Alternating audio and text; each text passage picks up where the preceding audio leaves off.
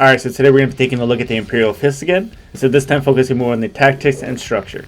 Now, the links to the original video and channel are going to be down in the description below, so go to make sure that you check them out. Now, I kind of just wanted to see, because I already know that they always have more of a defense position, hence the fortify. Actually, I don't very well know the very exact origin of where that fortify thing comes out of. But I mean, obviously, assuming like from a defensive position, being in the defense, I want to see if I can try to establish maybe some kind of connection. I know it's the 40K universe, but like with some of my experience in the Marines when I was a former corporal in there and went on 2 deployments. First one, sitting mainly in Kuwait. Second one, going to Kuwait again, but then also spending about half the time in Syria. Not a whole lot, just a lot of standing posts, little patrols here and there. That's about it. Not a lot of exciting stuff, but a lot of funny stuff that happened internally. And just want to see if I could compare the military experience to maybe some of the tactics and how they actually run their structure, like of their chain of command. Because I've heard sergeants, I've heard captains, lieutenants, I believe. Obviously, just some other things as far as the Primarch, War Master, even though that was Horus, still working on that book. There's a lot of things that I'm catching here and there, so I'm having to continuously go back through that. But that's going to be coming out soon as well. But without wasting too much more time, let's go ahead and get right into the video.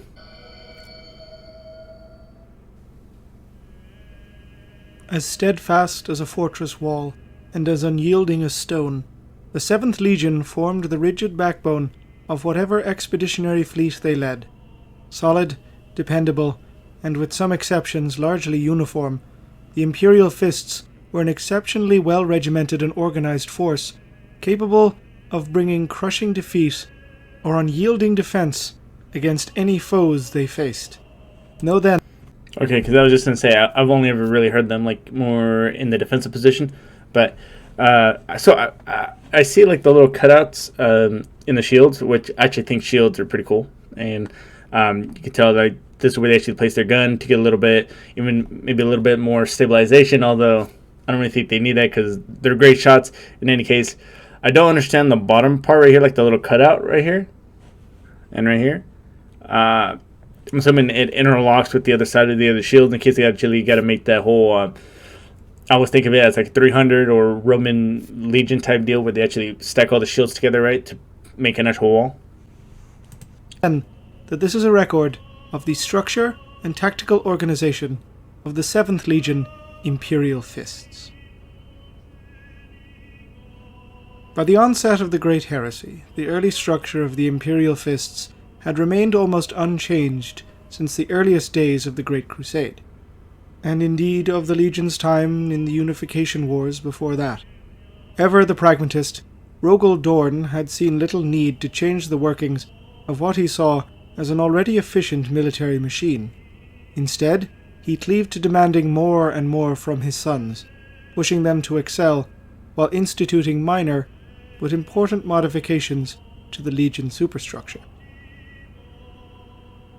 On a basic level, the 7th Legion See, now that's kind of funny though. Also, first, when he was referencing as being like either an impenetrable, whatever that word is, being like in the defense, right? But also being like a force that can like go out and actually do some fucking damage, right? And that kind of reminded me of the Marine Corps as well. I mean, we can kind of do both. But as far as that part where he says that he didn't really change a whole lot, he just made little minor tweaks. Now, I don't know how they do it in the other branches, but the Marine Corps, they macromanage the shit out of you, even for small things. I mean, and I get it. I can understand it to an extent because a lot of the people who do join end up being fresh out of high school. So I realize that the older people who went in, maybe like were like in their 20s already, like early 20s going in, they were a little more reliable. I don't know if it's just because they were older and they probably held a job between them, so they had some form of responsibility and knew that they shouldn't fuck up. And I don't know what it was, though, but it was always the younger guys that I saw, in my experience, that would be the reason that a lot of this micromanaging shit would actually have to happen. Displayed a marked tendency to favor Astartes infantry, especially those configured for close-quarter assault operations, and those equipped with specialist weaponry. In the case of the latter, there was clear favour given to weapons intended to destroy enemy armour or fortifications, leading the Legion to field a much higher quantity of the long-ranged las cannon or the multi-purpose missile launcher over, say, the autocannon or the multi-melta, as the 7th were neither indiscriminate like the former, nor fond of short-range firefights that the latter would entail. Additionally, the Fists, along with the 16th Legion Luna Wolves and 10th Legion Iron Hands, were one of the main driving forces behind the development and deployment of tactical dreadnought armour, and were well renowned for fielding numerous and large squads clad in these Terminator suits. Indeed, such was their prestige within the Imperium that they were amongst the first to field the Indomitus pattern of armour in the closing days of the Great Crusade. Just to clear it for myself, the dreadnought armor was the one where you're like in the coffin, right? I still have not seen that video, but I will. Trust me. The structure of the Legion retained, as alluded, much of the strictures demanded by the Principia Bellicosa. Legion squads were grouped under the banner of a company, and while the strength of a company could vary wildly with its fellows due to recent losses or intakes, all were grouped into battalions, and 2 battalions would then form what was commonly known as a regiment. But, after reunity with Dorn, latterly became known as either households or crusades, depending upon the disposition of the commander. The latter is of note, as its nomenclature is significant when taken into account with another of the Legion's most famous organizations, the Templar Brethren. Despite the heavily religious connotations of words such as crusade, or indeed Templar, the Astartes of the latter, and indeed the former, were paragons of the secular imperial truth to a fault, and of the ideals of the Great Crusade as well. The Templars themselves were nominally the first company of the Legion, drawn by Dorn himself to be oath-bound guardians of the Temple aboard the Legion's flagship Phalanx, watchmen eternal of the honour the Legion had to prosecute their oaths of loyalty to the Emperor of Mankind. While skill at arms was an ever-important factor in the selection of these brethren, it alone was not enough, as Dorn sought those of his sons within whom his own idealism, his own crusading zeal, could be found. In battle, they would ever be found at the van of the Imperial Fist battalions, clad in artificer power armour and wielding masterly wrought power swords. Due to their reputation as the first company of the Legion, delegations would often command sizable authority to whatever force they were seconded to. The first captain of the Legion was additionally the head of the Templars, and his authority was second only to that of Dorn himself. The Primarch was singular amongst his brothers in that he did not choose to hold close to him a coterie of advisors, or inner circle, in the manner of, say, the Chiroptera of the 7th Legion Night Lords. See, that's kind of odd. Obviously, even like in the Marine Corps, you usually have like a little group, or like say for a squad leader, right? You got your damn fire team leaders, and then for platoon sergeant, platoon commander, you have your squad leaders, right? And then everything gets passed down. Not a whole lot of bitching should technically be getting pushed down, but all of it goes up, right? And typically you have people that are just around you. I mean, not even to like, it doesn't even have to be advising. It's just people that you have like a closer relationship with, mainly because you're having to communicate information to them so they can send it down to their guys. So I find it kind of odd that he doesn't have some form of that. Or the Pyre Guard of the 18th Legion Salamanders. Ever the pragmatist, Dorn was known to have at one point bluntly remarked to his brother Horus that he would only ever rely on the counsel of those standing beside him in any given battle. The Legion nonetheless retained a rigid command hierarchy. Flowing downwards from Dorn and his subordinate first captain were the senior captains of the Legion's companies, and below them, the line captains. A second layer of authority, however, existed situationally above the captains, that of the fleet masters and siege masters of each respective theatre. Additional titles existed outside the normal command hierarchy, that of the castellan of a household garrison, vested with stewardship of a legion fortress, and charged with overseeing the maintenance of defences or acolyte recruitment. This role was inherently temporary, with the Astartes granted the honour inevitably returning to the Great Crusade to reclaim his former position. That being said, the roles were treated with such honour amongst the Legion that the title would often be retained despite active combat duty resuming.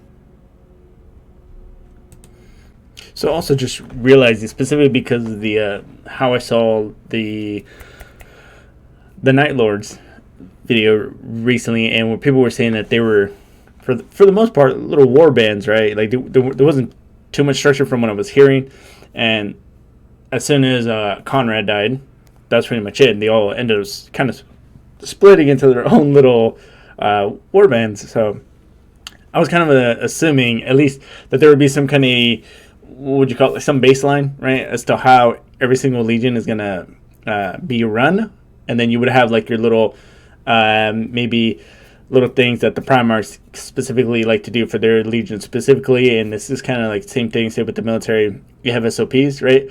For example, one of the things was that for our platoon, we were trying to make squad SOPs, and obviously the whole company has theirs, but then as soon as it starts going down, the chain of command starts to get a little more individually for whatever group is going to be there. So for like a squad, for example, right, you have first squad, when you enter a room, and this is just an example, you guys are both facing inside the doorway, right? So you guys can kind of clear a bit of the room without having to really look inside. And then when you guys going in, you guys can either choose to have one person like quickly put their muzzle down and then cross, muzzle back up, and then go in, and clear the rest of the room. Now, our squad didn't do that. We had a squad that did, but ours was really to go in, look, same type of method, but then once you go in, you're clearing the front, and then I guess if you want to call it like a flower, right? So like you both quickly clear the fatal frontal and then go off to the side. So at no point is your muzzle really ever facing down. And obviously it isn't even dependent on the tactics itself. It could be how you set up your gear, how you guys just do anything, really. In battle, the Legion favoured massive hammer-blow assaults designed to smash the enemy as efficiently as possible.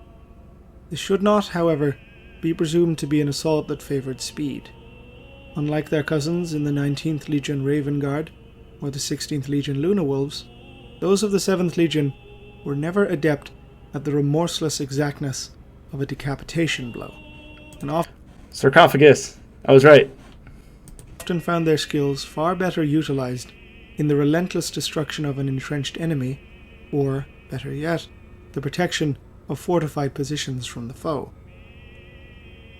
Operations, including massed battalions of Astartes, accompanied by a large amount of heavy weapon squads and armour, could sweep aside even the most deep-rooted resistance, while, on the defensive, the foe would be greeted with torrents of bolter fire that fell upon them like rain.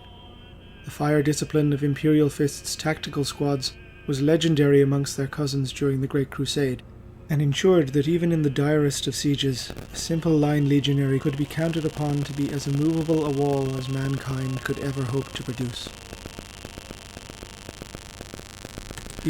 I gotta ask though, has there ever been a moment where that has failed for them, right? I mean, I would assume at some point, yeah, for every legion they failed in something they were supposed to be proficient in. But I would assume it wouldn't be very often, right? It'd probably be one of those rare occurrences, like maybe there were just so much and they just got completely overwhelmed. The Imperial Fists possessed the finest void fleet of any legion in the Imperium. A product in many ways of the prodigious shipyards of the Inwich cluster, the Legion's warships were in some cases the largest of any in the Imperium, or in possession of class variations found in no other arms of the Navis Imperialis.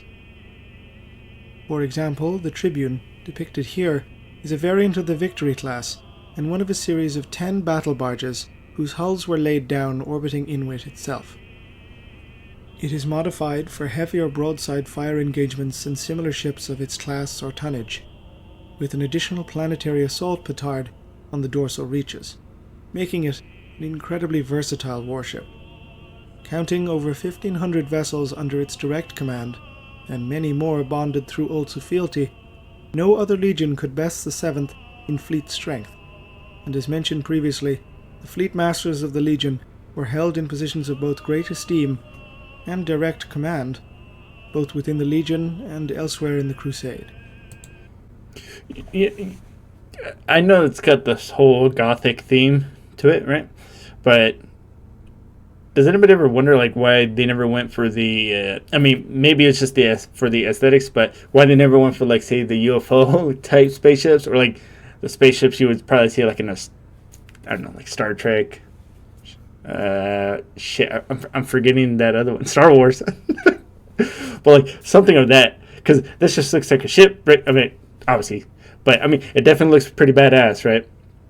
But I mean, this could be also dealing with maybe the whole Dark Age technology type deal, which I'm still going to be taking a look at the second part of that video.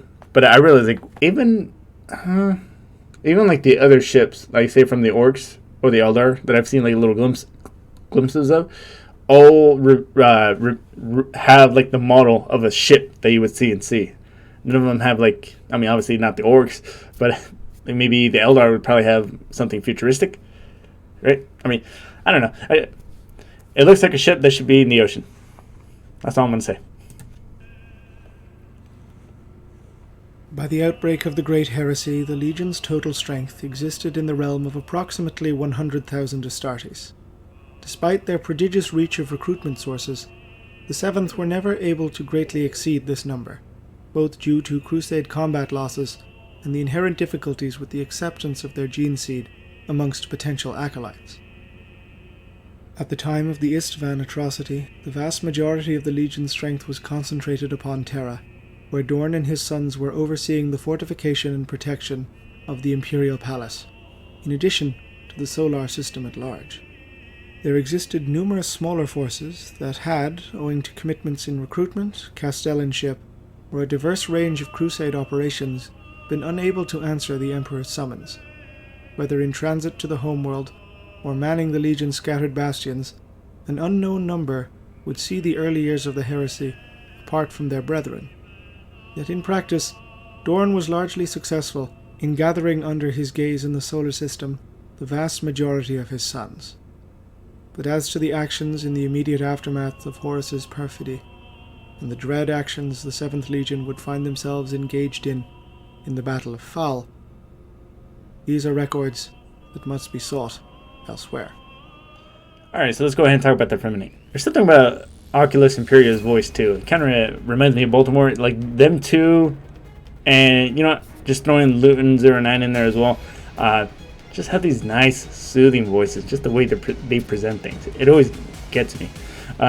So this may just be kind of like just information that is currently available or like that is known. Obviously, there's decades worth of lore, and I was kind of also hoping that I mean, is there some information out there that also deals with like, for example, if they're in a fortified position? He did mention that they would rain down bolter rounds, rockets, everything, like kind of like it was rain. But is there anything like in terms of like, do they dig fighting holes? Do they have little obstacles? Shit, I forgot the actual name. Obstacles that can kind of canalize the enemy, but then again, they could fly over. So, yeah. I mean, just things that they would take into account and that type of thing. Or like, how would they specifically go through and get into someone else's defenses, right? Kind of like he was also describing. I mean, honestly, they got the firepower. Maybe they just use brute force. Or is it in terms of like, hey, do they do like a pincer attack and try to get them from both sides? Do they do a bombardment and then go in? Do they like, what do they do in order to like do that? Or is it just raw power, right?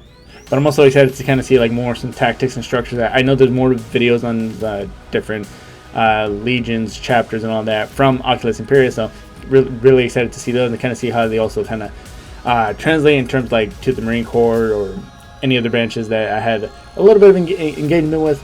But in any case, that's going to go ahead and do it for this video. Don't forget to like, subscribe, it really does help me a lot. Hit the notification bell so you stay notified every time I do upload. Or dislike the video and leave me a little comment as to maybe what it was. Until then, I'll see you all in the next video.